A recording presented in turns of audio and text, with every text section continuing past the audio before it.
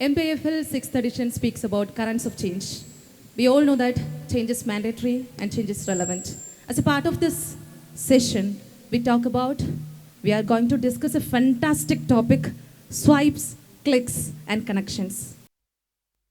1996, February 11, early morning 2:30, a baby girl arrived into the world.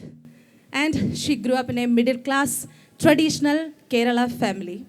At the age of 13, she fell in love for the first time with a person. And after ages, she was in a wonderland. And after ages, they become departed. So many midnight cries without making any noise because she lived in a middle class, traditional Kerala family. But she didn't give up. And after ages, she fell in love again, and again. And that's me, Anaswara Varghese, the moderator of this session. So, this is a fantastic feeling, love. Akshay Sreeja is a spoken word poet. And Aiswarya S Nair is a literature PhD scholar. So in literature, this love is portrayed in many ways. For Akshay and Aiswarya, what is love? It's a fantastic feeling, I love. Oh my God, that's the most basic yet the most difficult question to answer. What is love? I think the most lame answer would be love is something all-encompassing. Okay, so before a few minutes we had a conversation about what is love. You were talking about your childhood, your mother, and till then I was thinking, what is love? Okay, I was actually thinking, what is love? And when you told about your childhood and about the bond you had with mother, and something like I felt that love, after all, is the feeling of something you may have missed in your childhood, or something you got in abundance in childhood. I think our childhood, our roots define love. Yes, of course. Yes, so that is why love is unique for everyone. Okay, so I think it's very difficult to define love. It's not just difficult, it is not, it won't be any justice. Like if I dare to define love, it will be injustice to many people who sit here. I won't dare to define love. But I think love is the base of everything. Yeah, love is the pillar. Yes, Yeah. like love is everything. Love is everything. Yeah. For me, love is everything. And because of that, it makes it very difficult to define what is love. Okay, Akshay. It really depends on who you ask. I think if you ask my mother what is love, you'll get a very different answer from what I could give you. From a poetic standpoint, I think we've always had traditions of courtship and amusing your significant other or someone who you feel something for. We have romantic poets who define love as a very deep, intrinsic connection to nature, to childhood, like you said, to the very basic feelings that exist within our world. It could come from nature, it could come from family, to the relations that you have with people, to things, you can love things, to a period of time when we talk about nostalgia, that is a love for a certain smell, or a love for a certain sound that you might have heard growing up. So right now, I think this is a very complicated definition and depends on who you ask. I think gone are the days we waited for so long for the love letters, took weeks to arrive, and glance of some romantic feelings and romantic blossoms in our mind, and waited for so long for a landline call and scheduled call. That was an anxious and exciting moment. But the team arrives, 1997, the Gen Z kids arrives. They redefine the word and meaning of relationship. There are so many ship in the relationship. Situationship, lonership, then what's the ship? So many ship in the relationship. And as a millennial kid, my brain is confusing. What's going on here? But nowadays, I think Gen Z kids are more realistic because they are ready to say no. They have the courage to say no, and they have the courage to set up boundaries in relationship also. And to your opinion, please. Well, it's true that Gen Zs did revolutionize the idea of love. It is true. You know, the idea of love is basically it was accelerated by Gen Zs. But see, I'm a millennial kid. Okay. I also. Yeah, we are. So from that perspective, I should say that we millennials are the first batch of children who actively pushed against the traditional pressures and such as marriage, things like that. We were the one who paved the ground for Gen Zs to accelerate this procedure, what you said. Is that so? As a Gen Z kid. See, I would like to look at this from two perspectives. So if we consider the West, dating apps and modern dating is not a revolutionary idea. They've always had the concept of going out and meeting a stranger. I think there is a concept called strangers on a train, where you're more open to the idea of meeting someone on a train or somewhere in public, because they don't know you. They could disappear when the train ride is over. So that is a concept that has always existed in the West, and this is the process through which they find their partners. In the East, especially in the Indian subcontinent, in China, in Japan, in a lot of Eastern countries, we don't have this tradition. Our parents pick out our partners for us, or the people who we end up marrying or end up being in love with are chosen for us by others. So when Gen Z arrived, or when the last batch of millennials arrived, dating apps have certainly revolutionized things in the East. For us, it has certainly changed because now we have other options. We have a choice. We don't have to depend on our parents. Plenty of fish in the Yeah. sea. I studied in Holy Angels. So morning and evening, I would take the bus ride. So every time I enter the bus, there will be the one guy. No, we'll have that. We'll have that interaction through the eyes, but we have never spoken. Okay, I vividly remember his face. Crush feeling. Like, I had loads Not of crush. like a crush, not like a crush. He was there every time in the bus. If he was not there, I would actively look for him. Okay. So the day I see him, it is a very happy day for me. So I think we haven't dared to define all these things because maybe all these are considered as a taboo here. Okay, like how can I just go and tell that there is this guy in bus? Like especially I studied in a girls only school where even talking to men were, oh my god, it is they did make our romantic life hell actually, because till 12th standard we didn't have any interaction with boys. And the worst part is that many of my friends had crush with this bus drivers and all. I mean, it's such a bad thing, so this thing he told about West, it is here. I mean, like wherever the humans are there, like all these things are common, but we haven't dared to define it. We haven't defined it. Yes. Yeah. I think what happens with dating apps is that it offers a platform where you don't have to worry about talking to your crush. Sure. Certainly, we'll talk about the negative side of it for sure, but I think especially when there is a taboo and there is stigma associated with like going up to someone and telling them that you like them, or meeting a stranger in public and having to strike up a conversation with them is seen as weird or strange. Having a platform which is dedicated for exactly that certainly helps. So I think the emergence of social media, it's a big impact, make a big impact on Gen Z kids as millennial kids also. And when we use Facebook, there is an option, relationship status. Single, committed, and the most interesting one is complicated. That is a fantastic thing. But here, numerous relationship status. In Malayalam, there is a word, adipuli. Adipuli is a fantastic word. We all use that. But adi and puli is a negative terms. But it merges. When it merges, adipuli is a fantastic term. Like that, love bombing.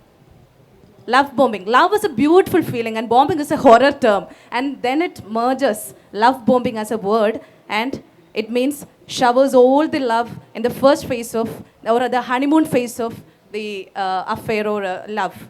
And Akshay and Aiswarya, there are so many things. Afford-dating, situationship. Situationship, I think situationship is there as time pass love in our college or school days. Like, that is situationship, I think so. Time pass love should be, I think, casual dating. Situationship is different. It is little more very toxic. Like time pass love, I don't think it's toxic, but situationship is, for me, it's toxic. Is it toxic, situationship?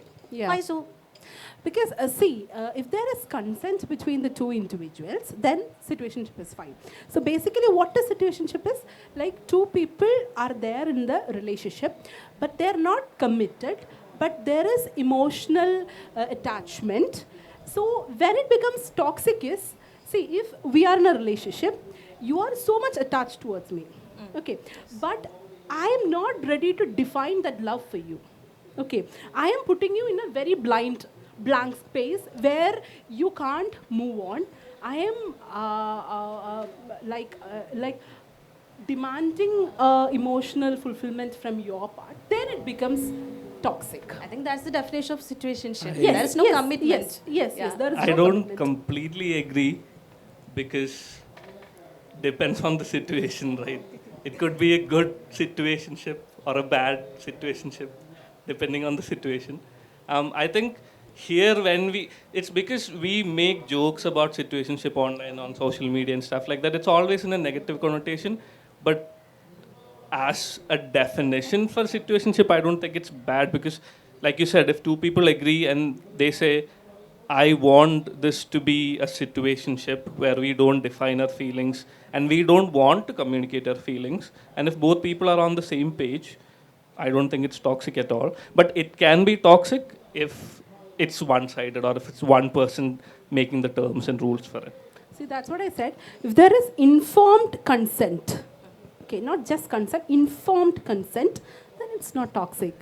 Then it's fine. Like in whatever relationship, there should be consent, there should be honesty, there should be ethics. See, I'm someone who believes in ethical dating. Okay, so in wherever it is, there should be ethics, honesty.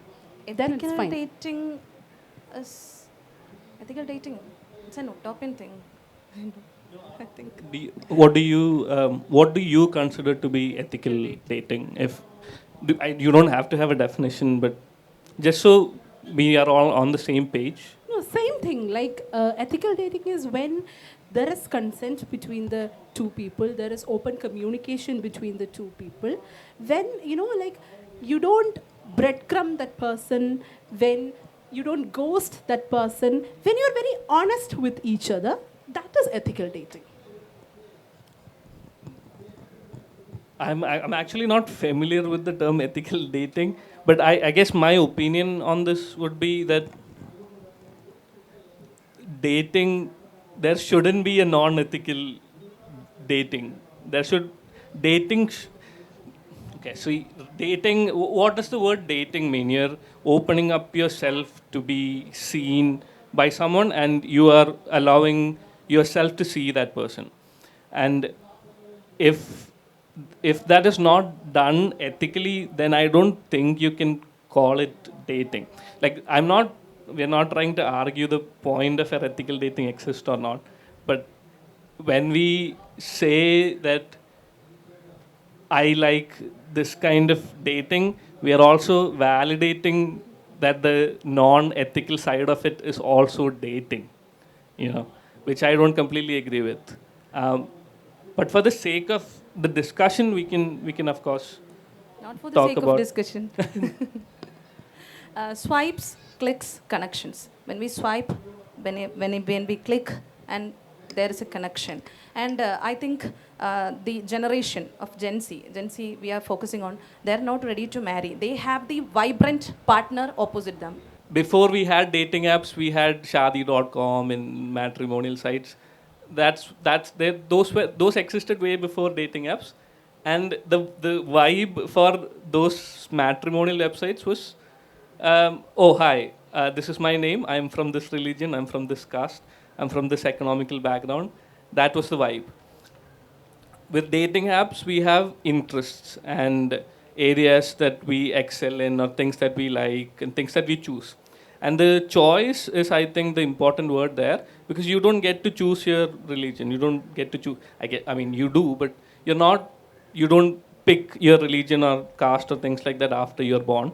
But your interests, your area of expertise, the things that you like, your hobbies, those are things that you get to choose. So with dating apps, what it does is that they provide a space for people with mutual interests to connect. So when we say I'm looking for someone who matches my vibe, we are essentially looking for someone who we can have a conversation with. Yes, I can have a conversation with someone who I have nothing in common with for 2 hours, but it helps when you are dating, when it is a romantic affair, when it is someone you're considering to be your life partner, or not if you don't want to get married, if it's someone you're just casually seeing, or if it's a situationship. It doesn't really. It helps that you understand what you're going into before you go into it. That's my opinion. I don't. What do you think, Aishwarya? Why Basan? See, again, it's a Gen Z thing, I think. Like, I'll tell you, like, how I look for people in dating app. Especially, I have some preferences. I have my intentions of dating. So I usually swipe people based on that. Okay. So, and about dating, you said something about religion or something. What was that?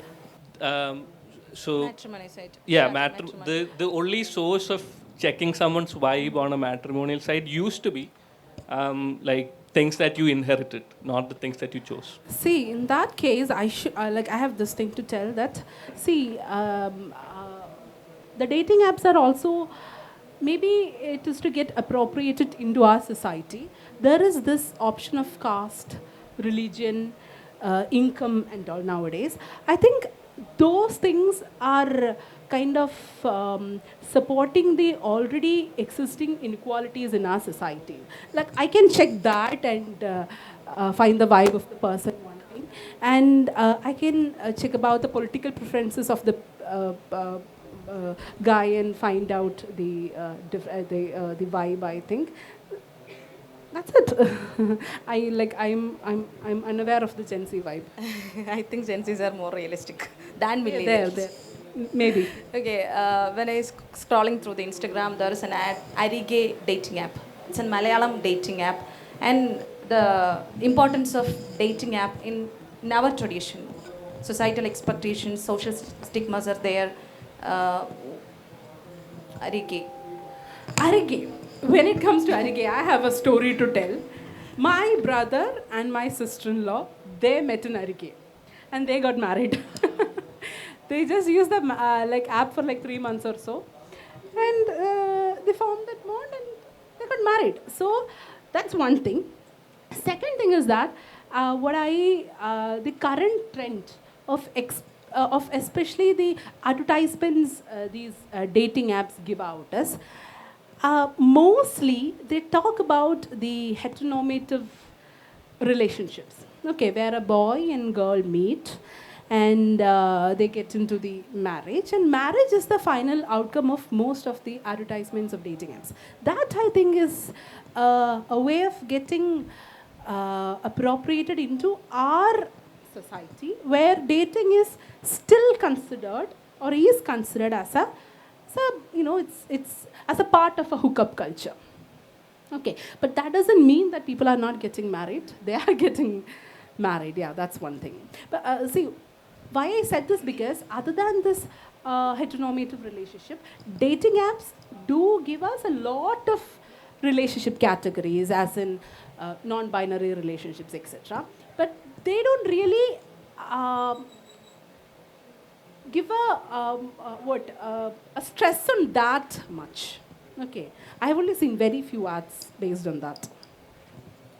Yeah, I think Aishwarya was talking about how dating apps affect society.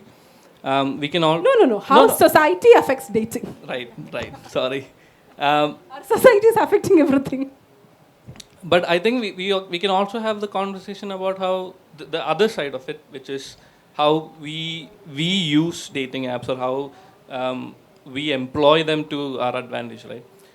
So like Aishwarya was saying, there's a lot of nuances to dating, especially for Gen Z and for more younger generations that millennials or the older generations did not have. As we were saying, evolutionarily speaking, relationships and courtship always was a means to an end, which is marriage. It is only in the last like 10, 15 years that we've kind of moved away from that idea into the sense that you can have a relationship that doesn't necessarily have an end or a goal in mind. So for societies like India, where that is still a big issue, like why are you seeing someone if you're not going to get married?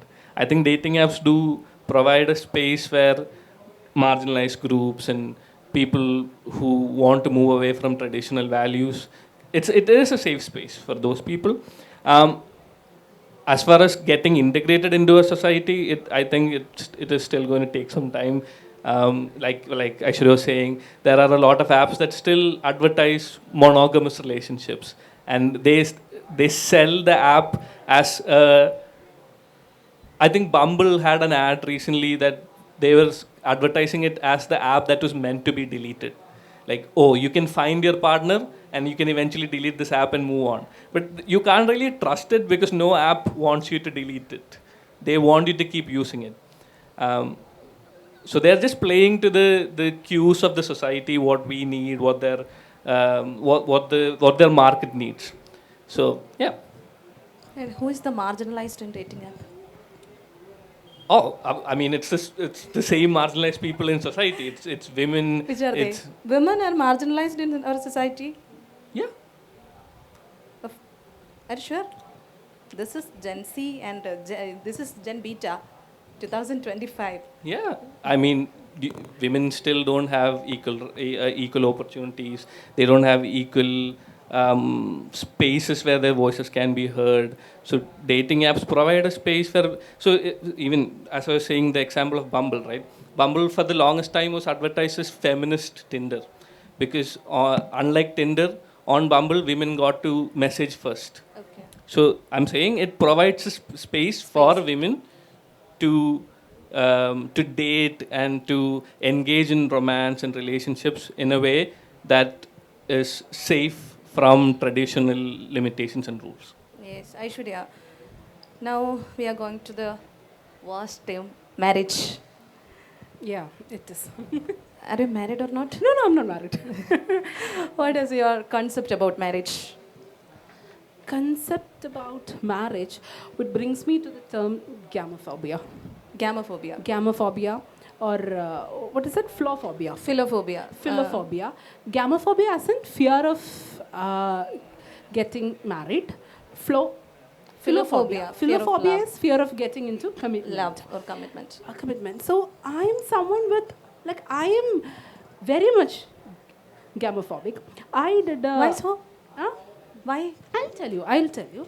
Like, I think before 1 year, I did a YouTube video on gamophobia, mainly because I read a survey that time done by a clinical psychologist that gamophobia is affecting the life of men.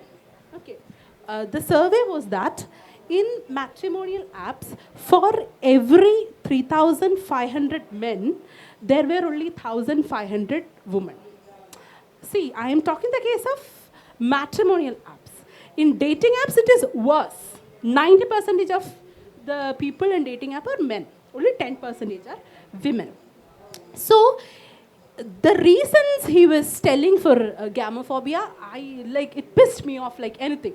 First thing he said is influence of bad films. Bad films. Yeah, like maybe films like The Great Indian Kitchen, or maybe the films like a film like that one, Kumbalangi Nights. Okay, that was one reason he told. Second reason he told was big expectations from women. Like when they're into, first there when they're looking for marriage proposals, they'll get really good proposals at first, but they'll be looking for better proposals, and they'll deny all the first proposals which come to them. And then once there are no good proposals, they have this gamophobia. Okay, that like these are the things he said, and I read it. I was so furious, and I did a YouTube video on that. Why I have gamophobia is so personal.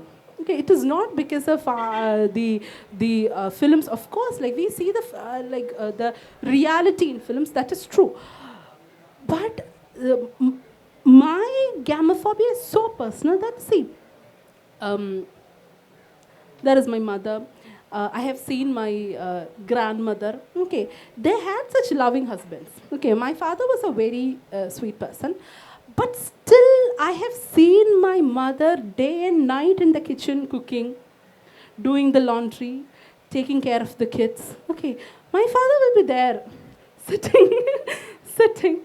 And the same thing with my grandmother. My grandmother life, I mean, her life, I think, like, I cannot live a life like that. Of course, I'm telling you, like, they were all very sweet men. Whatever it is, marriage is a scheme which is steeped in patriarchy. Okay, my grandmother, she had 6 children. She had to take care of the 6 children. She had to cook food for them. She had to bathe them. She had to do the laundry. So, and it was a big family. She had to take care of my appupins, father and mother, his relatives, and the servants around. So she would like nostalgically tell that, I cooked on even at 2 a.m. in the morning. And I was like, I can't do that. I can't fulfill such societal expectations out of a marriage. Because marriage gives social security for a man. Marriage gives financial security for a man. But women are always treated as kind of, transactions. Okay, I have to leave my house. Okay, like traditionally, I have to leave my home, go to someone else's house. I have to spend my life there. I have to ensure the lineage of that person, the reproductive clock ticking. So I don't want to be a person without identity. I haven't met many of my mother's friends. Okay, what I thought is that my father's friend's wife was her friends. Okay, so this is what I have seen. Not just my mother or grandmother. I think it is a story of 80% of middle class women. Like, I am from middle class family. Okay, and marital abuse. Okay, thank God I haven't seen anything like that, but I know people who have gone through that marital abuse. Okay, and India is one among that few countries who haven't criminalized marital rape yet. Okay, so then don't ask why gamophobia. That is such a Sorry. insult. No. You should ask. We should have this conversation. So there is no point in asking what is gamophobia. I think it is high time we have to rethink about the marriage system, the symbol of this highlight kungumam, and the tali charada. We should rethink about it. We should rethink the institution to make it more, a fair and equal thing. But there's an exceptional case. I'm a married woman. I'm free to, Of course. live, free to think, and I earned and I spent. I'm so happy for you. Thank you. So that's an exceptional case, 20%. And Akshay, No, I agree.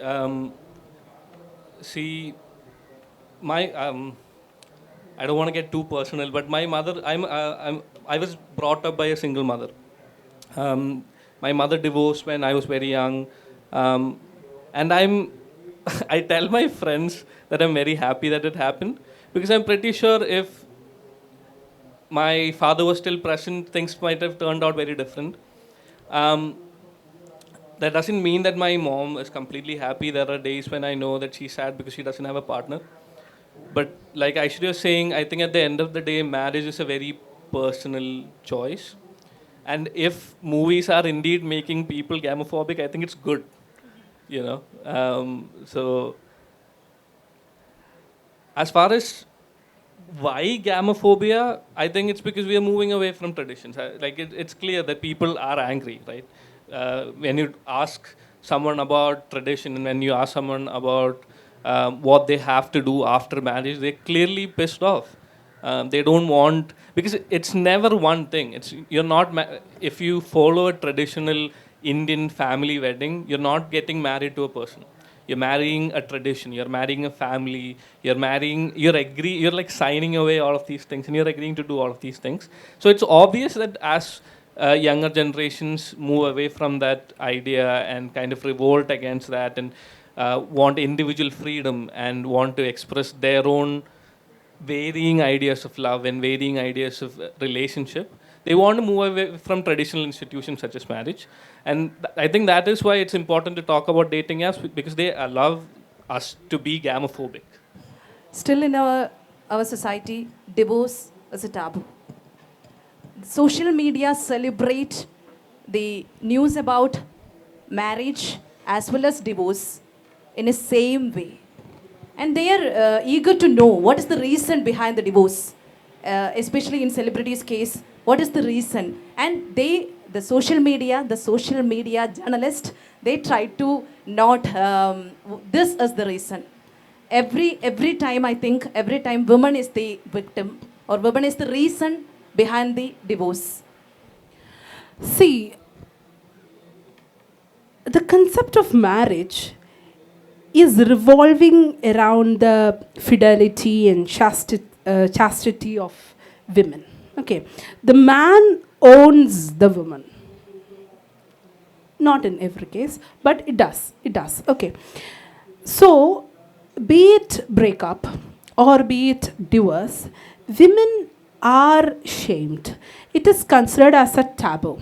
That is why in traditional marriage, divorce is seen as a taboo, and women are shamed for that. Okay, but I think now it's changing. Okay, people are open about their personal boundaries. They have personal boundaries. They give importance to personal growth, financial freedom, their mental peace, like we all are mental health warriors now. Okay, so I think the narrative of divorce is changing, but still the social auditing women go through is it's hell. Okay, the men doesn't go through if you take this example of Samantha and what Nag Chaitanya and all, the time they got divorced, all the social all the paparazzis, the social media was eager to put the blame on Samantha as in she's having some extramarital affairs. Okay, so even in the case of infidelity, the infidelity done by man is always overseen. It is always tolerated than the infidelity done by woman. But let me say you, there is this survey, a Glidden survey. A Glidden is actually an app for extramarital dating. Okay, so according to the Glidden survey, 56% of I'm sorry, 55% of Indians have engaged in cheating at least once in their life, and in that 56%, in that 55%, 56% is women. Okay, so I was surprised to read that, but if the case was different, if the 56% was men, then I would be like, okay, fine. Okay, so we always, we tolerate the infidelities of men than women. I completely agree. I don't have anything to add because that's a very, I completely agree. I do want to connect it back to a point that we talked about earlier, though, and I want to post a question to Anaswara as well. We were discussing different kinds of relationships and lunarship and situationships and all of that. Um, don't you think that because of dating apps and because of people being more accepting towards these kinds of relationships, you are allowed to follow your sexual needs outside the boundaries of the marriage? See, it the problem, why do people feel the need to cheat, or why do people end up having to face infidelity in their own personal lives, is a very complex question which we can deal with either as a, oh, this person, he's just a bad person who wants to lie, or she's just a bad person who wants to lie and cheat and do all of those things. Or it could be because marriage is a very restrictive institution, and like we said, divorce is taboo. So if you're stuck in a traditional marriage and getting a divorce is extremely difficult because people just won't allow it, then you don't have another option except to cheat. I am not condoning cheating, but I'm saying this is the situation that we're facing. And in such a situation, I feel like I don't know what you would think, but I feel like it is good to have as many different definitions of relationships as possible so that we can allow and incorporate different needs of people into the traditional concept of a relationship. I think one of the reasons for gamophobic, they are ready to live alone. Yeah, yes. I think so. They are ready to live alone, earning their income, and they are happy.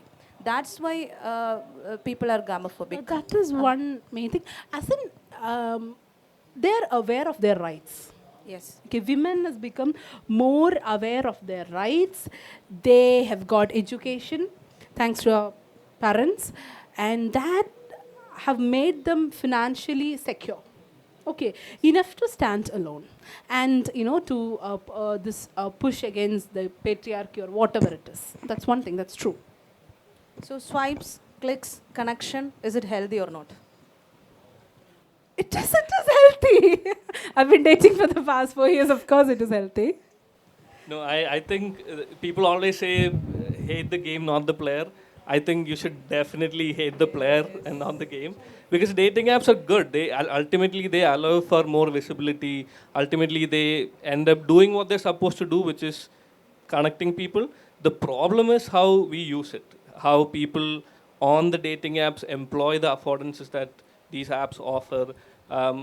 It's very obvious that people lie. Like, I think I think the theory is called individuation, where social media and dating apps offer partial anonymity. So during COVID, everyone would have had this experience where when you go out and you are wearing a mask, you felt a little bit more confident.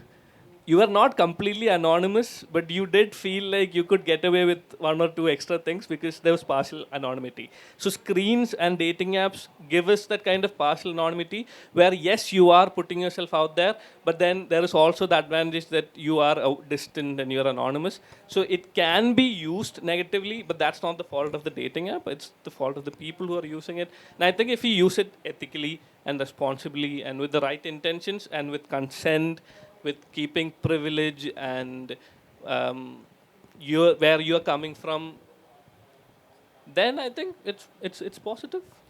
As a spoken word poet, is there any poem about dating app or relationship? We were talking about this earlier. I think we should open up for some questions, but if everyone is okay, I'd love to read a little poem about dating apps that I have written. This was originally, thank you. This was originally published in Gutter, which is Scotland's poetry magazine, and it's called Prose Poem for My Turkish Barber. You wake up in a room that might make poetry difficult, so you decide to fall in love because it worked the last time. And everyone knows that heartbreak makes for the best poetry, you tell yourself. And you buy a jean jacket and spend £100 on a shoe. At the perfume shop, you try every scent and take home the one with the fancy name. You try 3 dating apps and hate the way you look in every photo you've ever taken. Yet, you spend time crafting a bio that is hopefully funny, but not too funny, and hopefully honest, but not too honest, and hopefully delineates your entire existence in 300 characters. You steal pickup lines from the friend who keeps a book of pickup lines, and you go on dates for all of your first dates. on walks for all of your first dates because it's cheaper. But you make sure you buy them flowers because everyone deserves flowers. But the posies from Tesco last less than a week, and when all else fails, you blame your hair. Too curly at the roots, too frizzy to be loved. And then the Turkish man at the barber shop. He takes off your glasses. He runs his fingers through your hair that he says he is jealous of and touches the rear of your earlobe where nobody else has ever touched you. And the intimacy of it all catches you so off guard that you don't even remember returning to your empty room. Everyone deserves flowers. Fantastic lines. So it's time for our dearest audience. Please engage us with questions, queries, and experiences. Please. Swipes, clicks, and connections. Actually, I was thinking about, okay, we are clicking some photos and how these get connected, and maybe the discussion is revolving around that. And this was completely different, but it was helpful for me.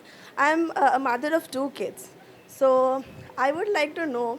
I would like to take these connections beyond the marriage, so to parenthood. So you are also like you also have must have had problems with your or how to integrate these new ideas and concepts into your parents, like how to make them understand what is your thoughts and what is a new form of relationship. So that is one thing. Another thing is the narrative of cheating. So Aiswarya there had Yes. talked about ethical relationship and ethical dating. So that depends on how open you are in the relationship. So when you define that openness is we can't just say that we are open in a relationship. We should actually define that openness. What is the boundaries? What is the limit? And what are the actual facts inside that openness? Then it becomes more clear, and you will be more feeling not cheated because you have already defined your ways, and the other person has also defined his or her ways. I've actually told my mother she should try dating apps. I escaped very narrowly from that. So the problem is, I grew up in a very rural town in Kollam. My mother is also from there. She's not. See, dating apps are very urban in nature. So there's no way she's using like Tinder in Chadaimangalam, it's not because even if she wanted to, first of all, there probably won't be any eligible people she can look at. Second of all, the taboo that is associated with it. So, if you're if you're in an urban city where dating apps are more common, you naturally have an advantage as far as if you're a parent, if you're a single mother, if you're a single whatever, But also, I think as Gen Z becomes older and they become parents, I think it'll automatically be okay for older people to be on dating apps, and I think we're moving in the right direction already. So I don't think there's anything to be worried about. And as far as tips are concerned, I think just being open about the things that you said, boundaries, being open about the possible. See, the poem that I read is kind of about why dating apps are not great. I'm in a happy monogamous relationship for the last year, and I found my girlfriend through a dating app. So there is positive outcomes that are possible if you are open to the idea of it. And as far as as much as you know what you're getting into, you need to be sure what you're looking for if you want to find somebody else who's also, who goes along with those things and matches the vibe, like Anaswara said. See, again, with this parent-child relationship, I am someone who decided that I'll date on the age of 28. Okay, I was not just dating. I began a YouTube channel because I went for some 5 to 6 dates. I understood what is happening, and I just wanted to share the stories. Okay, so out of nowhere, I began a YouTube channel. I just began to broadcast my dating experiences. So you can see my family sitting here. So, but fortunately, luckily, my mother was very much okay with that.